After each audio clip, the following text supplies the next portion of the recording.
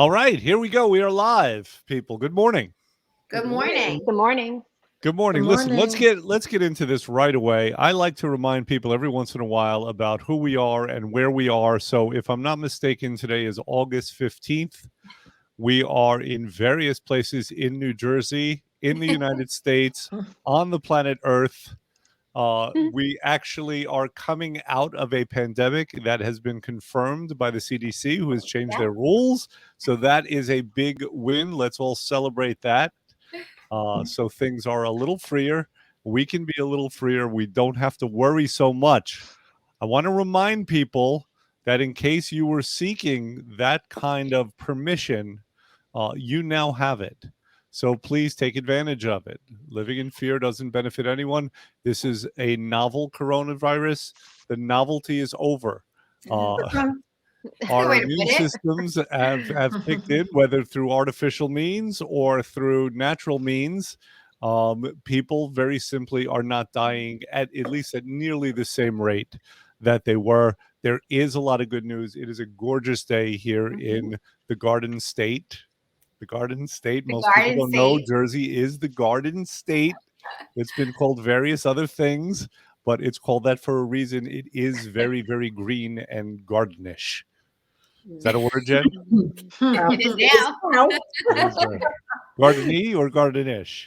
I like gardenish. Gardeny. Gardeny. It's gardeny. I don't So have a that green is where thumb. we I'm are. going to talk to you about garden. Now, did you guys get a chance? We did something a little different. Like I gave Jackie full permission to come up with the topic today. I may or may not regret that, but she came up with the topic, and then I had to write the description because on the software for us to go live, I have to write a description. It doesn't give me any discretion. We can't proceed unless I do that. So I was in a little wise-assy mood this morning. Did anyone read the description? Of course. No, didn't see Jackie, it. you read the description? Yes, I What did did. it say? Oh Cheap, boy. easy, and fast. No, that's not the description. That's the Oh, title. that one? Oh, Yeah. sorry. See where my mind is? Wait, hold on. Can you find it? Good morning, everybody who's joining us. Let me see. I don't see the description. I don't. Or get who's it. leading I us, don't as the case may be. People, don't be impatient if you're joining us. Give us a chance, right? Like, we are getting into it very fast. It will be very good content, not just a bunch of fluff. Not if I have anything to do about it. I can't speak for my staff. All right, Jackie, can you see it? No, I can't. Only the title. I wouldn't even No, know how to. yeah. Where is it? I don't know how. Okay, wait. I think I found it. So the title is Cheap, Easy, and Fast. First, Jackie, tell us what you had in mind when you came up with that. So mine is food related. It's food related. Okay. So my theory on this is that we are all on the go. It's constant. We are even if you don't think you are, we're constantly in the mode. And we always say, "Oh, I don't have time for meal prep. I don't have time to do this. I don't have time to eat healthy all day. It takes too much time. So what do? We grab things on the go. For me, you're always. I try to make healthier choices or a so-called balance, right? And I feel like what really hit me was that no egg is created equal, right? No two eggs. Egg bites on the go. Egg bites on the go. We're always, and still, I'm guilty of it. If I'm hungry, Well, wait, Jack, let me stop you right here because we're going to get into that content. Oh, I just wanted like a quick kind of thing before I read our description. That was my inspo. Sorry. Okay, that's fine. Let's say this. I was bemoaning the fact the other day to Jackie that sometimes my goal as the host here is to play tennis, right? I want to serve you guys the ball. I wanted the same ball to be hit back to me the same way. But it seems that more like sometimes it's bowling. I serve you the ball. I never know where the pins are going. They go all over the place. So, sometimes they go in the gutter. Sometimes they go, very often they go in the gutter, right? Perfect. So, that's why I stuttered and had to that clarify is a great, yes, that is a great segue. So when I heard the title Cheap, Easy, and Fast, I wasn't thinking There you went exactly in the what gutter. Jackie was thinking, but I had to create a catchy kind of description. So here's what I wrote. I wrote, no, we are not speaking about your prom date. We're talking about food. What is the appeal? Why do we settle? Let's discuss. Yeah. Now that's what I wrote, but it's not the first thing that came to mind. So I'll tell you what. Let's just go around briefly and say what's the first thing that came to your mind when you heard this title, Cheap, Easy, and Fast. Let's start with Trisha. The girls that I didn't like in high school. No. Good. And why did you like them? Because they were easy. Okay. No. No, actually I didn't think of that. I actually no, I didn't. That was really Jen, what came to mind first for you? I think what I said was that's what she said. Okay. Corinne. Also remove that from comments. Corinne. Hookers? What did you think No. about? Oh my Lord. And there we are in the gutter. This is What my is that fault for word? asking what people think. All right. And Jackie already spoke, and we know what her intention is. So oddly enough, today, whereas usually I am the tennis player, I was more like a bowling pin. When I heard Cheap, Easy, and Fast, I wasn't thinking about food. I wasn't thinking about those other things that you guys were thinking about necessarily. Here's what came to mind with me. Any good conversation really starts off with what is it that you want? What do people want? There's what they say that they want, and then there's what they really want. Right?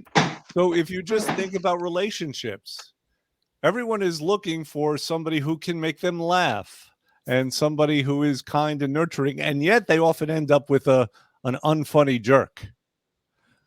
So people say what they want is quality food with high nutritional content. People say what they really want is to lose weight the right way. And sometimes what we really want is cheap, easy, and fast. I would say it's more than a want. It's what we are committed to at some level. Right. Jen, thoughts? So I think a lot of that is because people don't even know what's in their food. You know, the ingredients are kind of twisted and, you know, given long titles so that you don't know whatever it is. I think there's a great marketing campaign from companies that put out processed foods, and we're on the go. And it's, you know, you take the time to go through the drive-through to get the coffee and you're sitting in line, yet it would take the same amount of time to make the coffee at home. And that kind of spills over into And that's not cheap. And it's not cheap.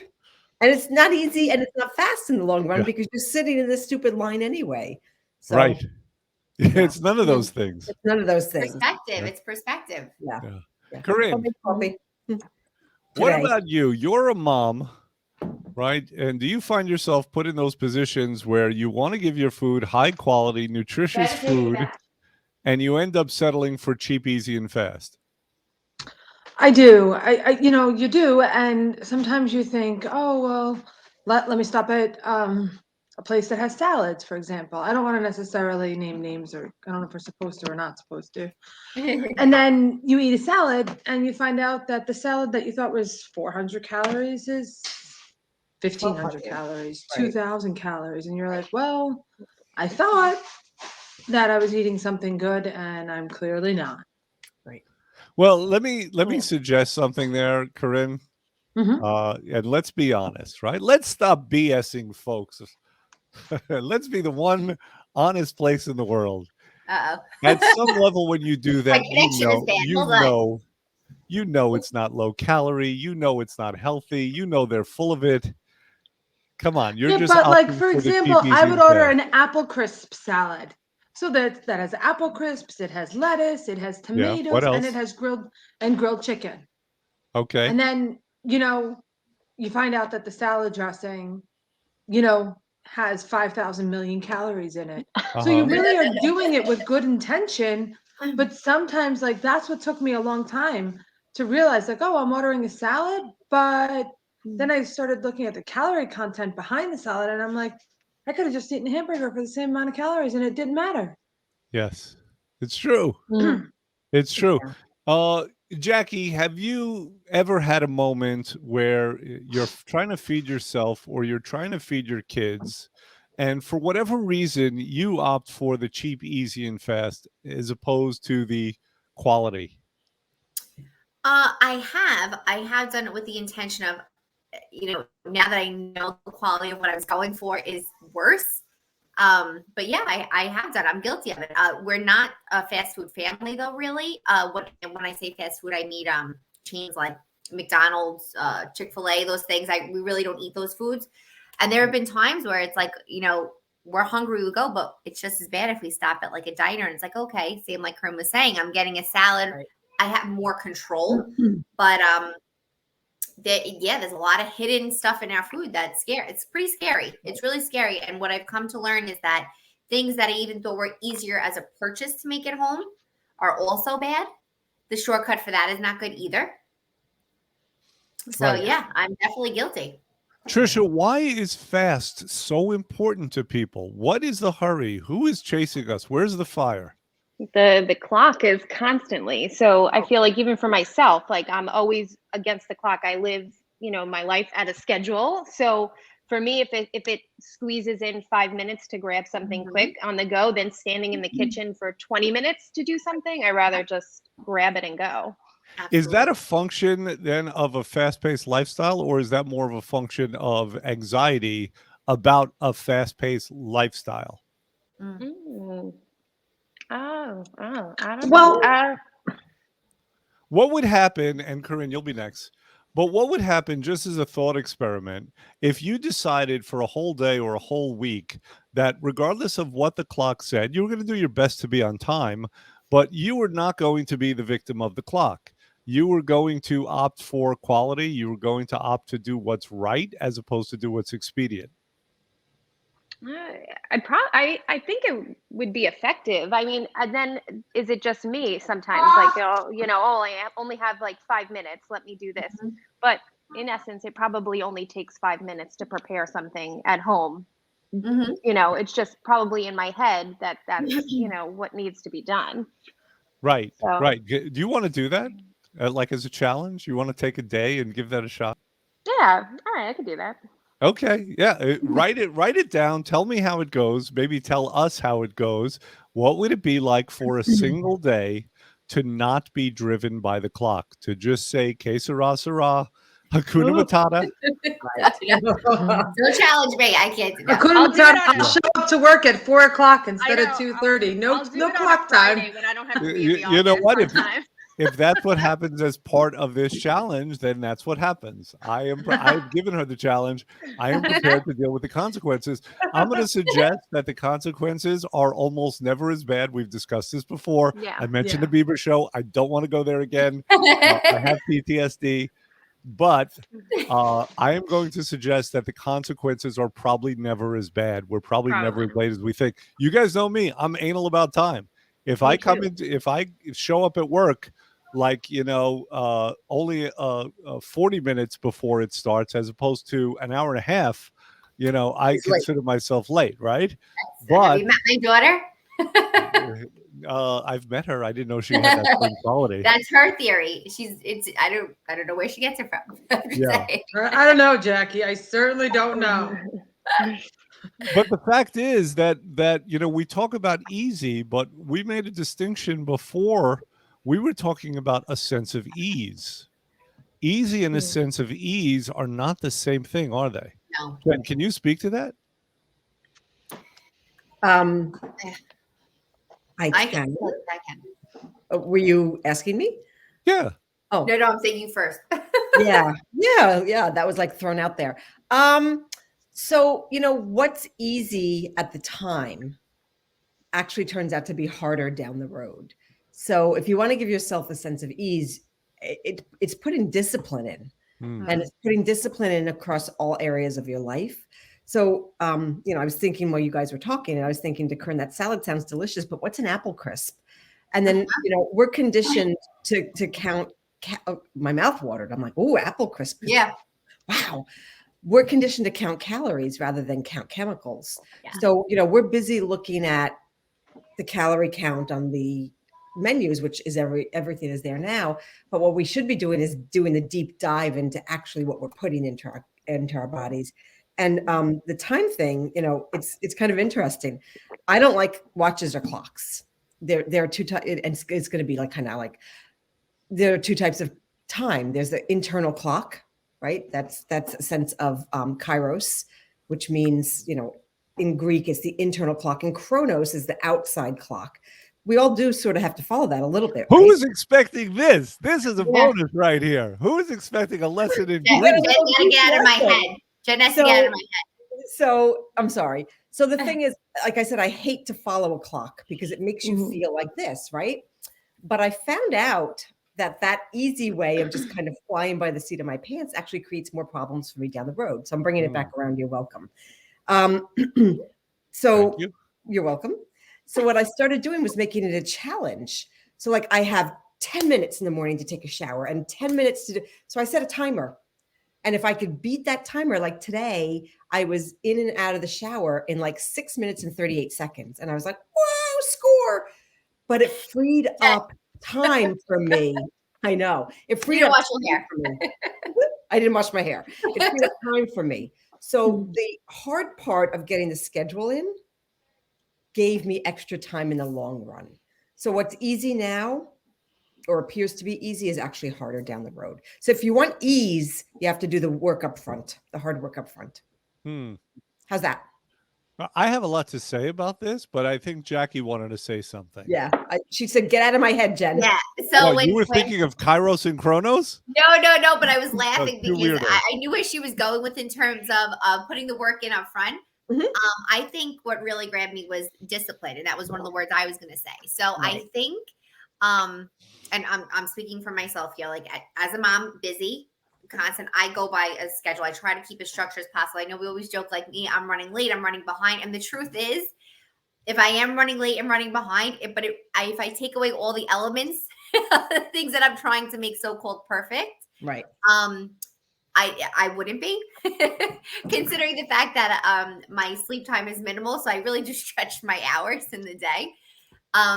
But when you were saying discipline, it kind of it rings a bell. The truth is, there's also confront. So in my mind, that my intentions on a Monday that I'm doing well, but oh man, I hit the ground running and I was busy and I didn't get to fully meal prep, and I ran out of the house and I didn't bring my lunch or my snack, and I'm just stopping and I'm getting the kids whatever. And the truth is, my kids do eat good, so please don't throw anything at me. I'm not getting them burgers on the go. And I'm like, oh, you know what? But I just had eggs, but I skipped my breakfast. So in my mind, I am justifying my actions. And I'm like, well, I could have made a worse decision. And I feel like the discipline, if I did all the work and I fully committed to myself, took in that discipline up front, I wouldn't be in that position.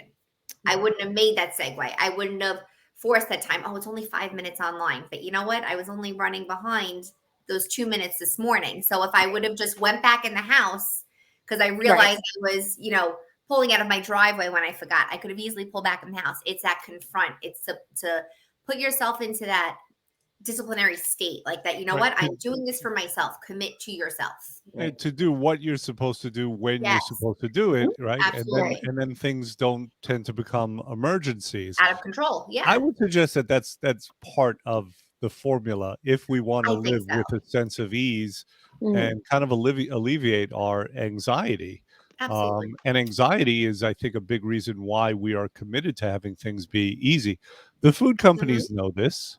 The food Absolutely. companies know that we want fast and easy and cheap, and that's what they Yeah. sell, and that's what they're satisfying. It's from the consumer's end where it starts. Now, let me give everyone something to meditate on. Let me just tell a brief story that hopefully will make a point or two and elucidate some things for people. Years ago, I went on a great vacation.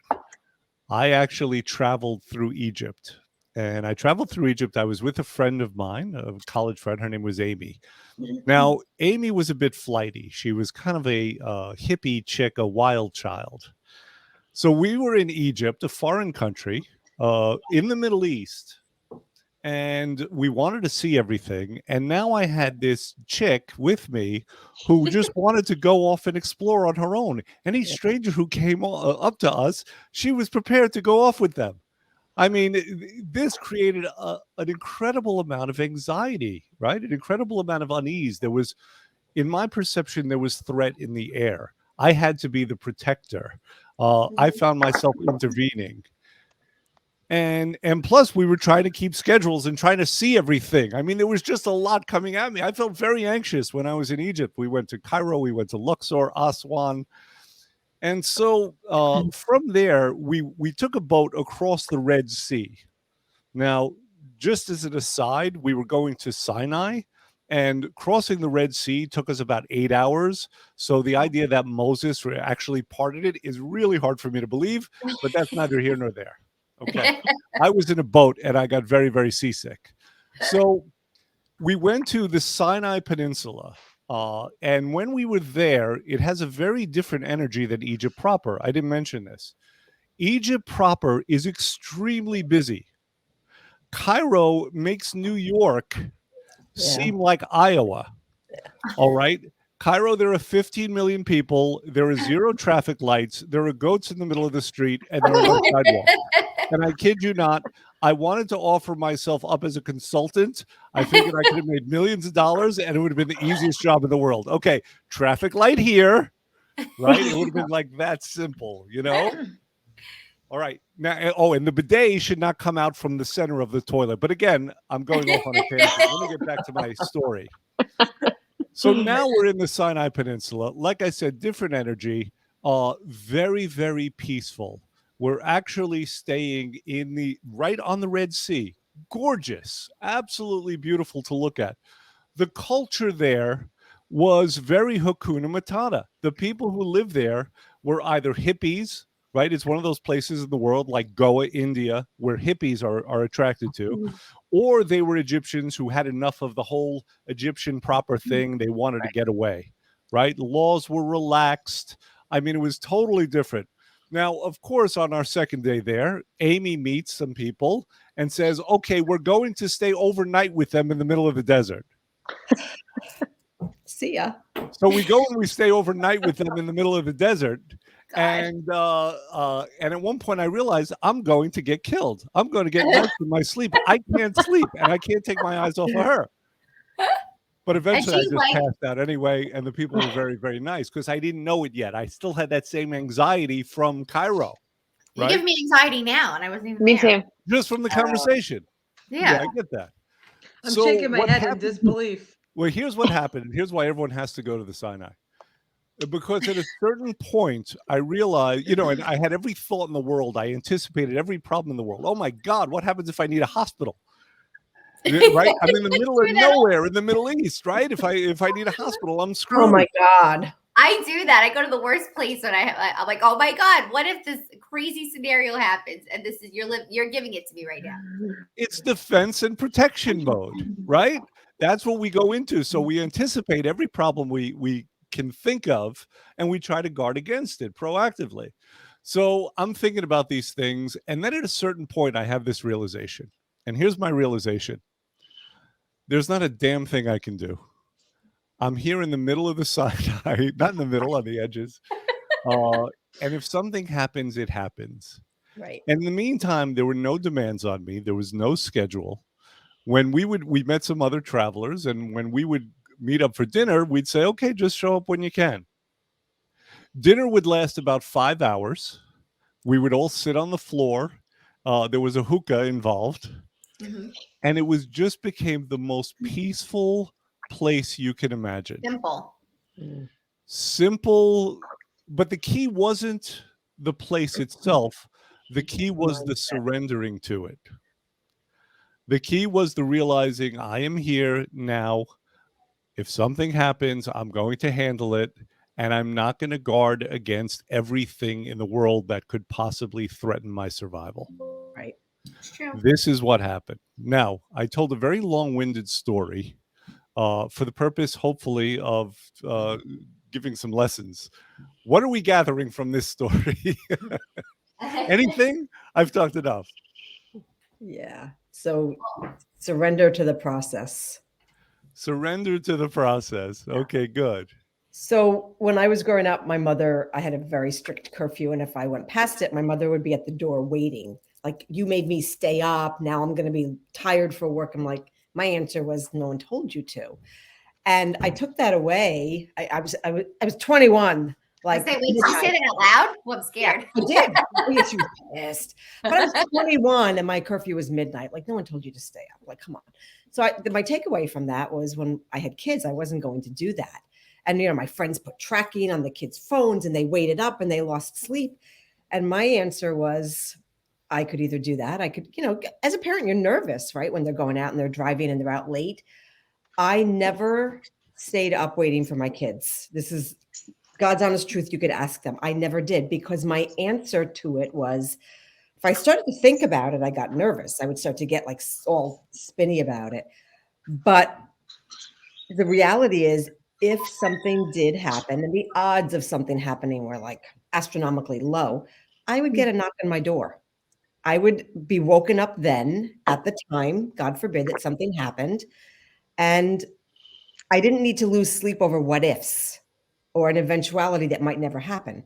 So I have slept like a baby with my older kids going out, because I didn't play into the what ifs on that. And that to me is a huge win, because I stopped the generational crazy that went on. So. Yeah. All right, good. I'm going to suggest this, that easy is not a bad thing. Yeah. No. Easy at the expense of quality is a bad thing. Right. Our programs are easy. We are constantly working and thinking about ways to make them easier. 100%. Easy is necessary. There's a reason why people are committed to easy. But we should not sacrifice our sense of ease. This is a realization that we were talking about today on our meeting. I am committed to having our clients have a sense of ease in their lives. I think this is sorely needed.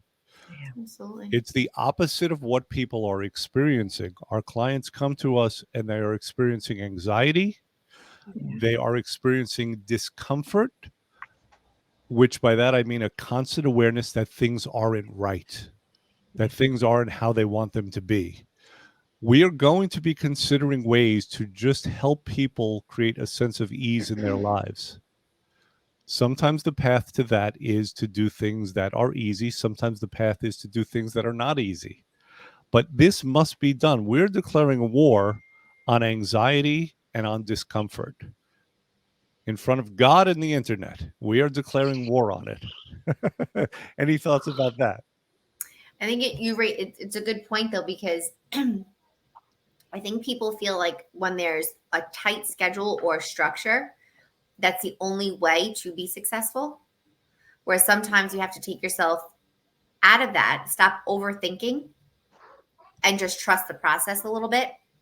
That there are other ways that people are becoming successful, whether it be their health journey or anything that they're doing, by just letting time do its job, because that's happening no matter what in the background. So you could be spinning out of control, but yet life is still happening and there is success around you, So there are, for example, like Jen referencing her kids, our kids are okay. So whether or not you had that good night's sleep and they got home, now you have no sleep. Right. And they're still okay. They're up, they're okay. Because you're trusting in the fact that you taught them to do all the right things and how to be safe, how to do the right things. So this could be implemented in many ways. So it's not just that. But even when it comes to health, I mean, a cold, at the end of the day, after you're done with your cold, your body is doing its job, right? So you worrying over that fever, worrying over that congestion, not sleeping because your child is sick, which I just went through, it's happening. Life is still happening. So you taking out that sense that you cannot control everything, but what you're physically doing, that may, how do I bring it back? More like that could bring you a sense of peace, that calm. Right. If that makes sense. Jen, you get what I'm saying? Like, shit. So, we put a lot of I must have, or I can't have, or like I have to, or I have not to. And kind of when we just step back and like what Dr. R was talking about before, about like just being there. And it sounds like hippy dippy, crazy Zen nonsense. Yeah. But the reality is you're not letting go of your ability to control the situation. You're letting go of the intensity of the control. Right. The obsession about having to control. Obsession. And once you do that, once you take those must have, can't have buttons off of it, like that intensity, everything sort of flows out from that very naturally. Mhm. And, you know, I know that every one of us has noticed that. Like all of a sudden we just kind of say, it's okay. And I will act appropriately as if this is going to be fine. All of a sudden everything's fine. You know, we can't remove all barriers and all rules, because then we're living like crazy hedonistic people with no direction in life. But we have to readjust our parameters and our rules to reality, to our reality that we make. Right. So- Interesting. And I like this word flow, right? Because when things are easy, truly easy, and not easy again at the expense of quality.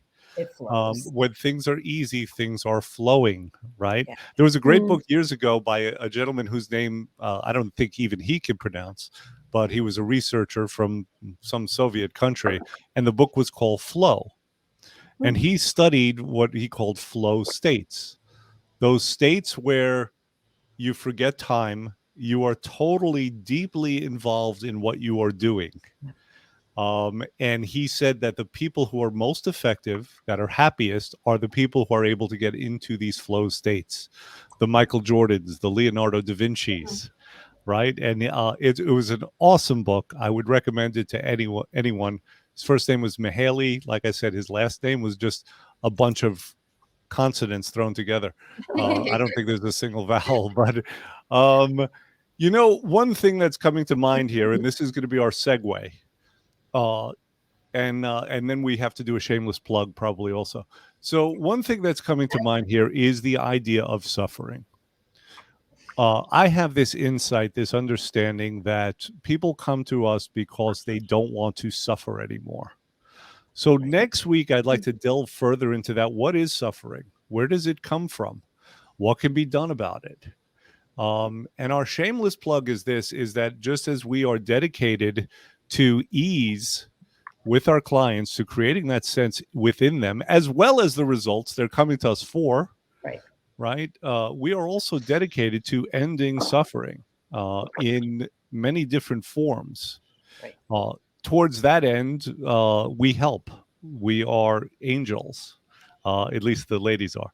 So is there anything we'd like to say before we get going? Jackie, you raised your hands, or you were just taking credit for being an angel? Same thing.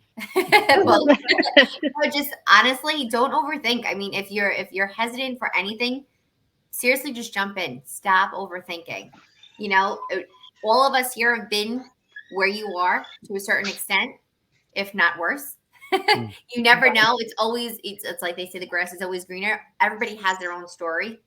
So just don't overthink. Don't overthink. Just start now. Don't wait. Shut that mind off. Yeah, there was an expression years ago. A mind is a terrible thing to have. Yeah. It's true. All right. Any other words before we say goodbye? So with regard to ease versus easy, our new amazing website has a recipe tab on it. No one does the shameless plug like Jen. I She's know. good at this. It has a recipe tab on it. So if you're at a loss on what to do, you could follow those recipes. They're fun. They're beautiful. Like the visuals on them is really nice. They're clean eating. And my suggestion for making things not easy, but go forward with ease is to, I don't know, cook in bulk. So you follow those recipes, do bulk, portion it up, throw it in the freezer, and you've got your own fast food. Nice. Well, sometimes ease and easiness overlap, right? But I think people confuse them. Yeah. So in always going for things that are easy, they believe they're creating a sense of ease, where they're not necessarily doing that. They could be creating problems later, which would create unease, or sometimes people call it dis-ease. Dis-ease. Right? Exactly. All right, good. Let's say goodbye. Segue. I know, I have no doubt we can talk about this for another hour and a half, but we're not going to, because that would make us rude people. That would create a sense of anxiety in people, and that's exactly counter to what we're trying to do. Right. So let's say goodbye. All right, bye, guys. Bye. See you next week. Good night, Gracie. Good night.